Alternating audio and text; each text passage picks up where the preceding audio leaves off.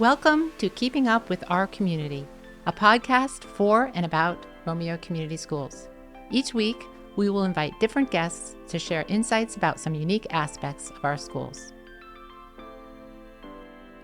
This podcast is powered by the MIT TV of Romeo, Michigan. If you're looking to start a podcast for your business or personal use, look no further than MIT TV.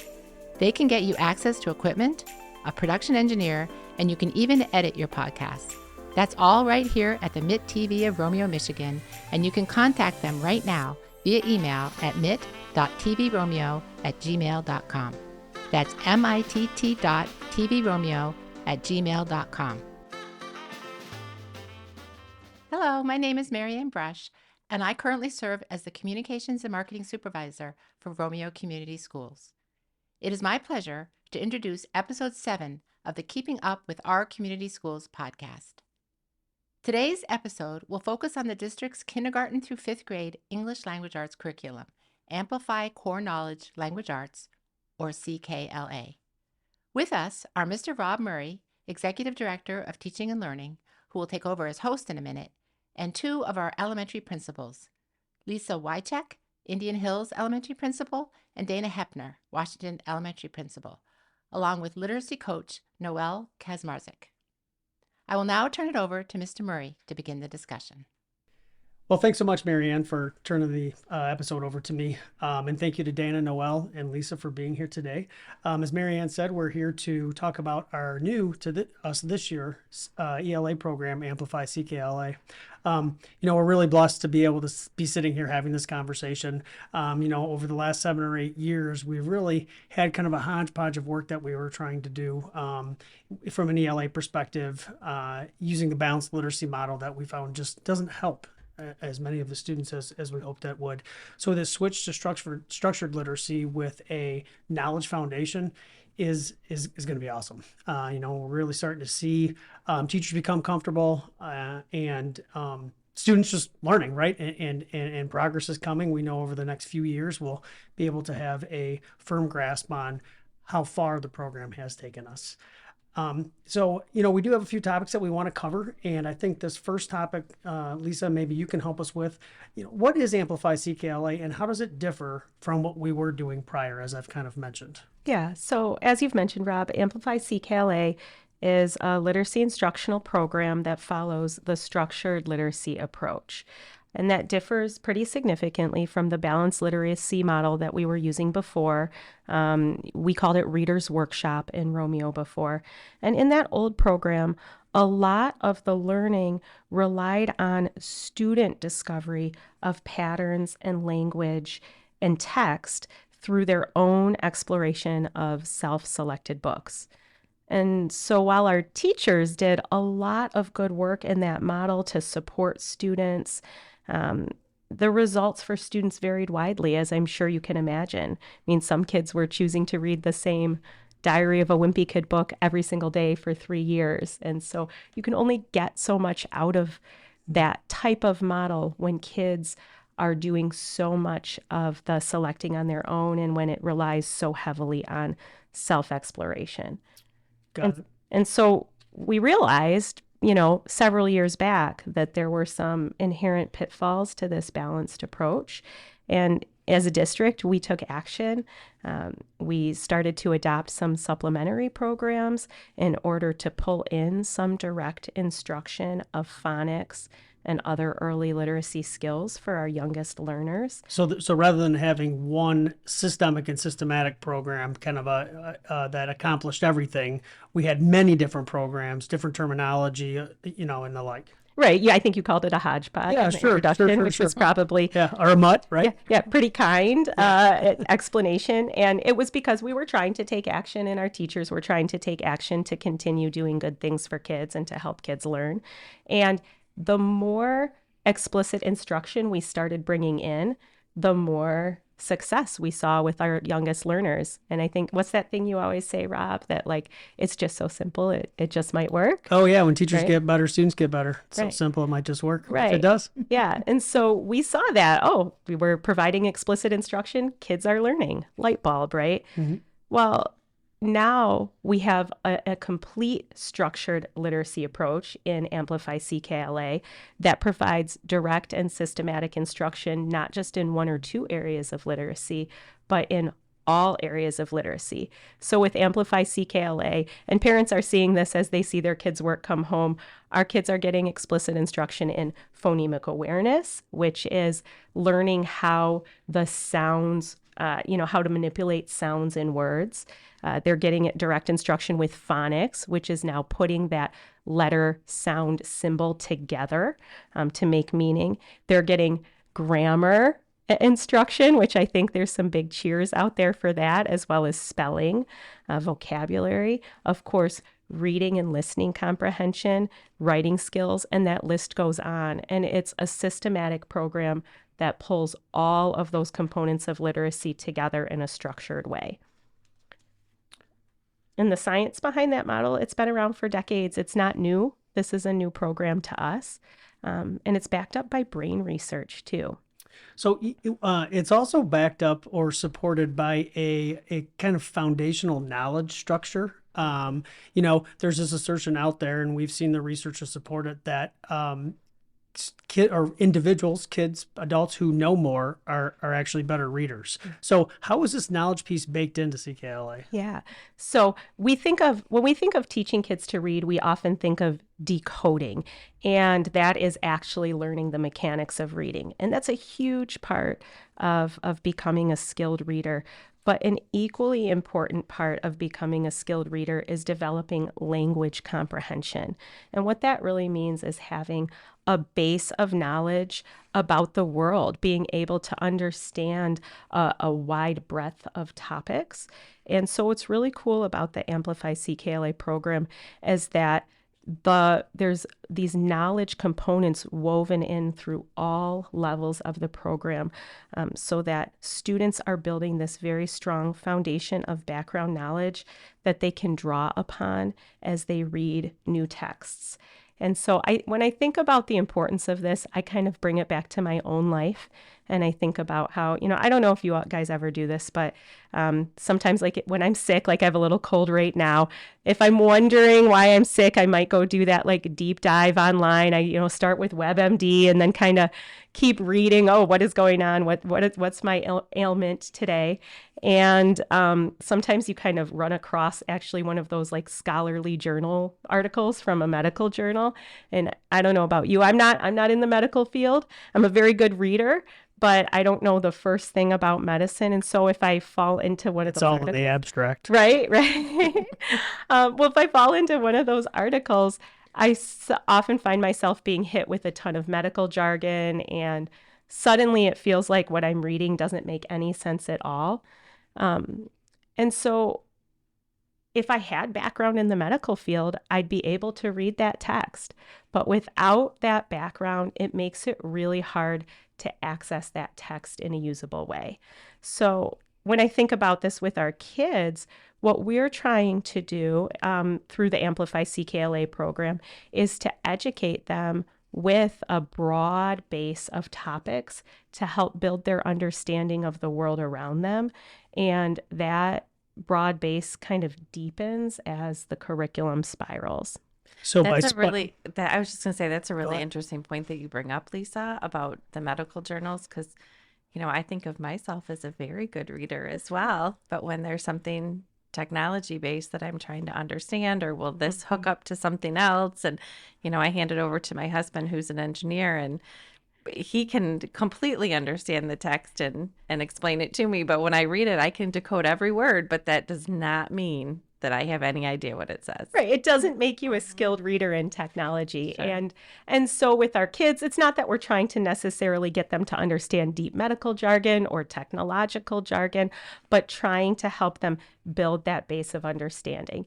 And, we're talking about this in a really general fashion, but the research backs this up. And there's this 1988 study that we, going around here as, principals and literacy specialists, just kind of colloquially colloquially, I can't talk, that we talk about as the baseball study. And so this was done in 1988, but it was basically a study where they had kids with different reading levels and different background knowledge about the topic of baseball read a text about baseball. And I think what was surprising to many, although probably not that surprising to us educators, is that the students who had a broad base of background knowledge about baseball, but were maybe lower ability readers, did much better in comprehending the text than students who were highly skilled readers, but who had no background knowledge about baseball.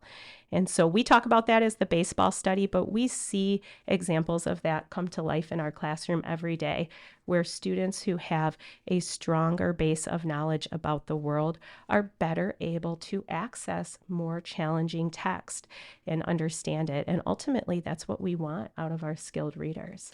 So Lisa, you mentioned something about a spiral effect, and we know that the skills that students need, the technical skills to learn how to read, have a consistent rhythm, especially through kindergarten, first and second grade. But the knowledge component spirals as well, right? In the sense of students are starting out, learning about specific domains and areas of the world within kindergarten, but that travels all the way through fifth grade. Is that correct? Absolutely. So in Amplify CKLA, there are these wide topics that are addressed, things like the human body systems, the solar system and beyond, ancient civilizations and the world religions associated with them, and the foundations of democracy are all part of this elementary curriculum. So in first grade, for example, the students are learning about the five senses and that kind of aspect of anatomy. And then in third grade, that topic comes up again, and they're learning about digestion and the muscular system and the nervous system. And that comes back again later on in the curriculum. So it deepens each time. And there are examples in just about all of the topics. Kindergarten has traditional tales that they're studying, those, fairy tales, Snow White, Cinderella, that we all know and love, and that's so accessible to kindergarten. But then in first grade, those traditional tales come back again, and we see some of the underpinnings in world history where those traditional tales came to life, and then later and later and on in each grade level. So I could go on and on with examples, but it's really exciting to see our kids talking about the things that they're learning and being excited about the topics that they're learning about through reading and speaking and listening. Yeah, and I would just add, it's been really exciting because where we have like classroom buddies, so we have first graders paired up with third graders for buddies, and then they have this commonality of things that they can talk about. And it's really interesting to hear the little ones speak with the older ones and vice versa, because there's a lot of flow there. Awesome. So we know change is hard, right? And especially this change in Romeo, I've often said that the CLA switch is like turning a cruise ship 180 degrees, only because it is very, very, very different from how we have attacked having literate elementary age students, obviously through middle school and high school as well. But so the implementation has been a lift, and our teachers have done a pretty awesome job. But for boots on the ground, Dana and Noelle, give us some insight into how implementation is going in the buildings. What are you seeing? Yeah, sure. So, I think that we were very intentional to really put implementation and the monitoring of that kind of at the top of our list this year with what we do as administrators, but also with our teachers. We wanted them to feel supported, and we wanted them to really have the space to ask questions about it along the way. We do a lot of observations, but also just a lot of really open discussions. We have group chats online where all teachers can collaborate together in the virtual space. And overall, it's evident that the implementation is on track. I would say that there are some notable challenges that we're facing and working through. But that is to be expected when we make any shifts in curriculum or instruction. So while the challenges are there, we also sort of had done some things to plan for them as they were expected. I'd say that one of the areas of challenge that has really hit us hard is that we've asked teachers to shift their pedagogical approach and take on a complete new way of teaching. I know Lisa and Rob, you hit on that earlier today with the transition from the workshop model to a more direct model of teaching. And I think that can be really uncomfortable for teachers to make any type of shift. And it takes a lot of extensive time for them to do planning and to really understand the units and where the curriculum is headed as a whole, both in the knowledge field and in the skills field. So there's a lot of new learning for teachers, and we need to give them the time and the practice to really get comfortable and hone those instructional skills that are required for this new program. You know, time and resources are always at a premium in really any school building in any district. So we've spent a lot of time making sure that we do some intentional scheduling instructionally and with our support staff to make sure that we're able to assist both our teachers and our students. It's been kind of interesting because I think something maybe we didn't expect was the shift that the students were going to take on, because it's a completely new look of reading and writing. So some of our older students who were more accustomed to the workshop model have really had to sort of shift their thinking as well. Basically, So more to reinvent themselves, right? correct. And so there has been some challenges with that. The rigor has really been raised for our teachers, but also for our students. And I think prior in the workshop model, kind of as we talked about before, it was a little bit easier for kids to maybe hide when they weren't comprehending text or they didn't know how to do things because there was so much independent time. And now it's difficult for those kids to hide. And it's much more a parent who is struggling and who needs more help. And which actually is a great benefit to us. Absolutely. Early intervention, right? Yeah. Absolutely. And it has shifted those things. And in the process, we've really had to talk to some kids about reading and writing because, sometimes when things are hard, we decide we don't like them. And so there's a little bit of confidence building that needs to go into that for our students as well, that it's hard now, you don't have it yet, but you will. Yeah. Noelle, what are you seeing? Oh, I'm seeing so much going on in the classrooms. I have the advantage of being able to see all 5 elementary schools because I'm the district literacy coach. I can piggyback off of what Dana said with it being hard, and the upper L kids is a completely different mind shift for them. Like, oh, now I've got to do work. There's a worksheet to go with it. I can't just write an entry in a journal. But we are able to pinpoint exactly which skills students are having problems with. And the way the curriculum spirals up, our kindergartners are identifying nouns and verbs. And then in first grade, we're identifying nouns and verbs and adjectives and adverbs. And then in second grade. So we're just layering on the new knowledge as we continue to go up. So I think that the teachers are kind of thick in the weeds of what they need to do. But being able to see it from 12,000 feet away, I'm able to get a really cool view of what our kids are going to be capable of. Awesome. Lisa, if you don't mind, you are a parent of a kindergartner, correct? I am. Would you mind sharing your experience that you've had in comparison? We don't like to compare our kids, right? But in this instance, if you might compare your children and their ability and aptitude in kindergarten based on maybe the impact CKLA has had on your youngest. Yeah. So, well, you're really putting me on the spot here, Rob. So, yeah, I'm a parent of 3. And so anyone who's has 3 or more kids know kind of like that first kid, you really go out, at least in my experience, you go out there with gusto, man. You're reading all the time. You're doing all the right things. Letters in the bathtub. Preschool. Oh, yeah. But by the time you get to third kid, I think that some of those like parenting things dwindle down a little. We're busy. We're going to events and activities and sports and all of that stuff. And so my kindergartner, who's my youngest, started school this year, and he's a bright little, curious little guy, happy little guy who loves school. But he came to school without a lot of academic skill. And that was okay with me. He, attended a preschool that really helped build his social emotional capacity, and that was really the focus for him. And we do a lot at home on just, enjoying books and listening to stories and things like that. But I really didn't do the work with him on what's this letter? What's this sound?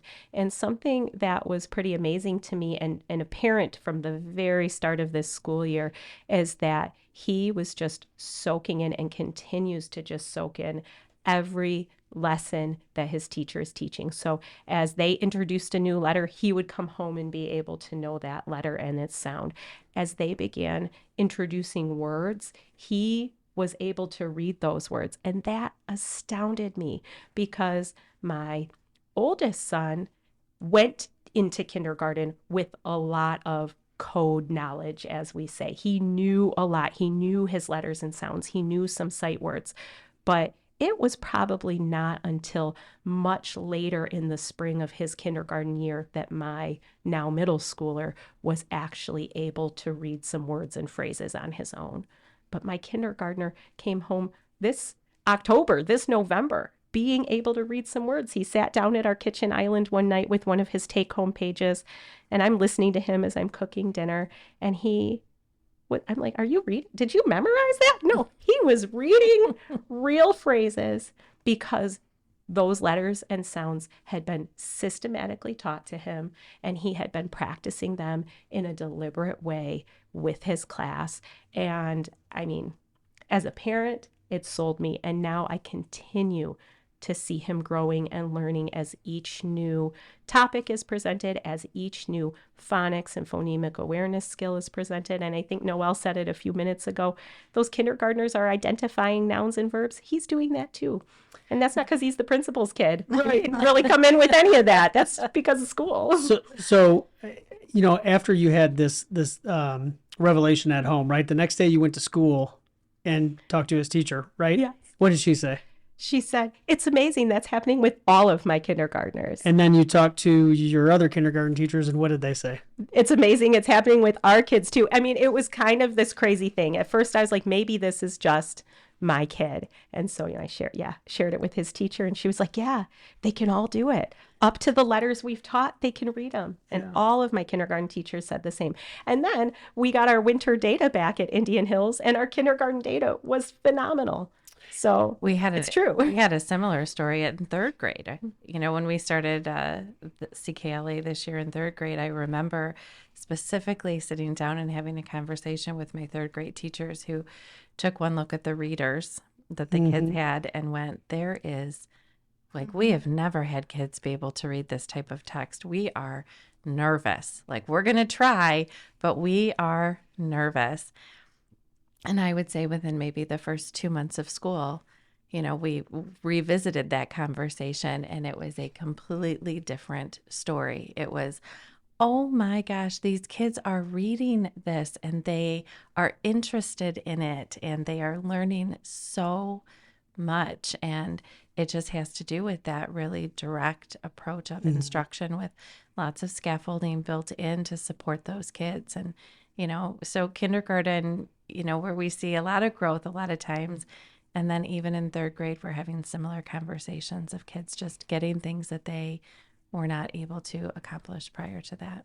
The CKLA is so deliberate in the planning. And I think that's one of the pluses of CKLA and our moving. Before, teachers were putting together, vocabulary words and how can I fit in grammar? Can I fit in grammar? And they were so focused on students writing for volume as opposed to quality.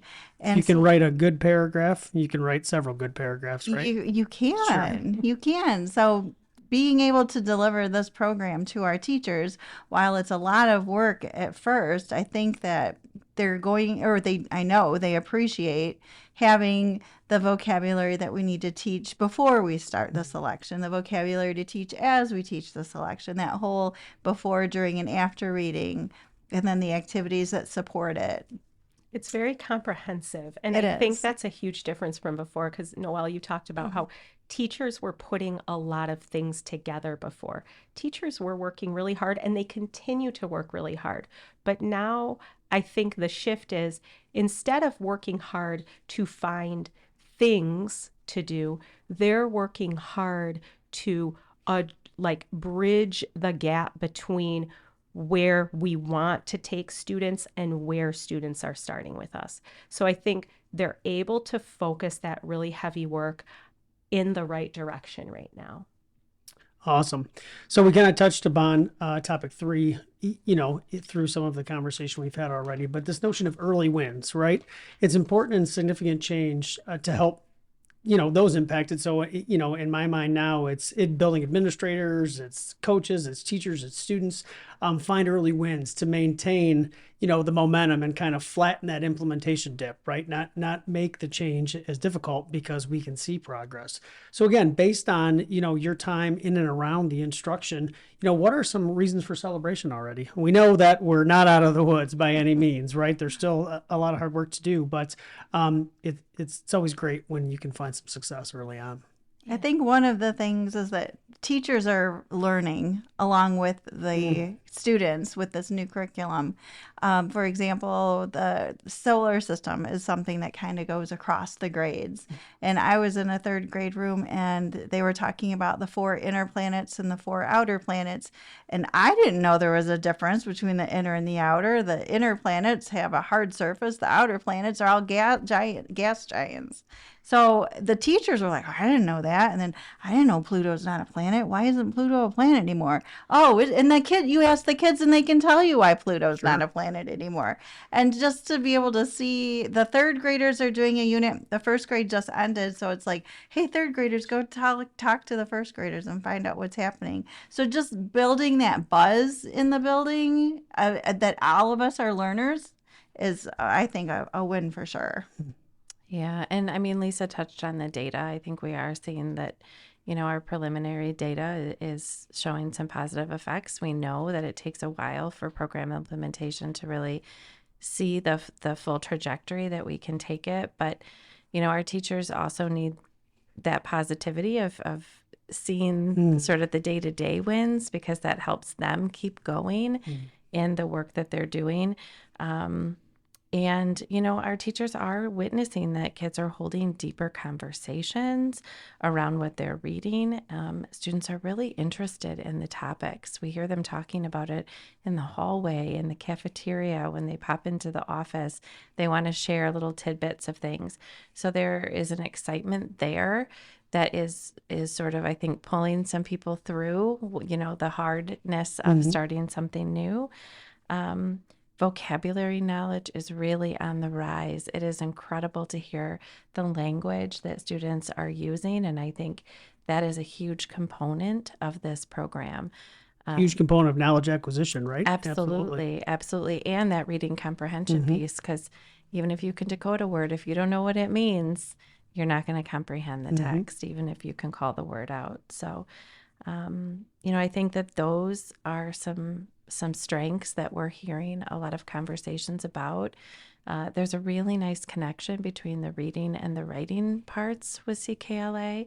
And so it is able to sort of give students a big picture look at, English language arts within itself, how the reading and the writing and the vocabulary and the spelling and the grammar and the sentence structure all goes together. And so it doesn't feel like these isolated chunks, which I think is good for our kids. And Noelle, a minute ago, you talked about that teachers are learning, and yes, they're learning the content. But I think another early win for us as a district is that this program is so well supported to allow and support our teachers in developing their knowledge as professionals. So not only are we having professional development provided by Amplify CKLA, but our teachers are constantly working together collaboratively and district-wide, and with the guidance of Noelle, our district specialist. We are also having like a coaching day coming up this week where CKLA coaches are coming in to actually give some job embedded, on the job professional development to our teachers. And I think it's that ongoing, continuing learning process now and moving forward that's going to help us continue to grow in our solid implementation of this program and ultimately lead to stronger learning outcomes for our kids and our teachers. Yeah, you know, I've been in Romeo for over 20 years and through a lot of implementations of many, many things. And I would say that we are far more unified across our elementary buildings in the implementation of this, based on the professional development, based on the virtual spaces that we have for teachers to work and collaborate together. You know, even that when we started with the Google spaces for grade levels to, you know, ask each other questions and ask for support from, you know, Rob or an administrator or their colleagues. Even that was maybe a little intimidating in the beginning. It was. It was, but now teachers kind of go to that, right, for support from their colleagues. And so it's been wonderful to see the unity in the implementation because, I mean, we know that cohesive curriculum is really important. And we're seeing that through the first implementation, which is really exciting. I agree. You know, there's a saying that success is 2% inspiration and 98% perspiration, right? And so, you know, really from my perspective, the early win that I see is just the hard work that's going into this, you know, from teachers to students to building administrators who are trying to wrap their arms around it to Noel. It's just been awesome, right? And you know, with that hard work, also, like you said, the open mind and the unity to move forward, right? Even when it's hard, just take that next step. For sure, for sure. Sure. I think the parent component, we need to, you know, also appreciate the parents and all the hard work Absolutely. that they're Sure. putting in Sure. for our students because we haven't had homework Spelling prior words. and spelling words, and Sure. we're back to that. So we definitely appreciate the hard work that the parents are putting in as well. 100%. All right. In closing, is there anything else that anybody wants to add? No. Well, Lisa, Noel, and Dana, I really appreciate your time. You know, sitting here with us and talking through this honestly awesome implementation. And, you know, I can't wait for a future pod in which we're able to come back and say, okay, all of the things that we've talked about are now having an impact that's measurable. Let's have that conversation. Yes, absolutely. Yeah, thanks so much. Thanks. Thank you. Thanks. Well, thank you all for your insights. It's good to hear from each of you on how this new literacy curriculum has already positively impacted teaching and learning in Romeo's elementary schools, especially as it relates to creating a strong base of background knowledge to amplify our students' reading, listening, and comprehension skills. I would also like to thank our listeners for tuning into this podcast. If you haven't done so already, we hope you will take the time to listen to our earlier episodes, in particular our first mental health and wellness roundtable discussion, an elementary focus on culture, collaboration, and curriculum, and a conversation with student leaders from Romeo High School.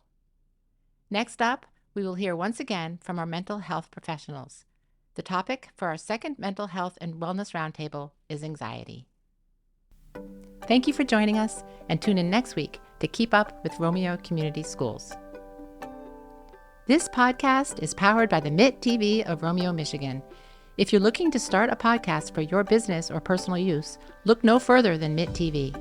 They can get you access to equipment, a production engineer, and you can even edit your podcasts. That's all right here at the MIT TV of Romeo, Michigan, and you can contact them right now via email at mit.tvromeo@gmail.com. That's mitt.tvromeo@gmail.com.